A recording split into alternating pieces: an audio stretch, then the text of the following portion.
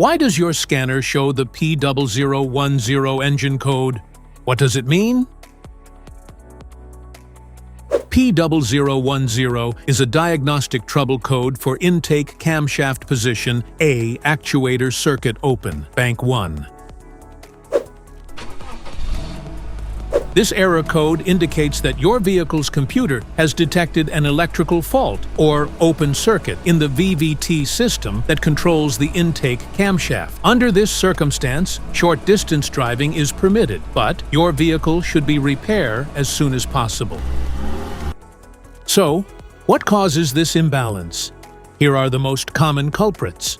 This error can be caused by these possible faults in your vehicle. Faulty VVT solenoid, wiring issues, poor electrical connection, dirty or low engine oil, faulty ECM or PCM. Each DTC code corresponds to a specific issue in your vehicle. This error code occurs in any OBD2-equipped vehicles, especially in those manufactured since 1996.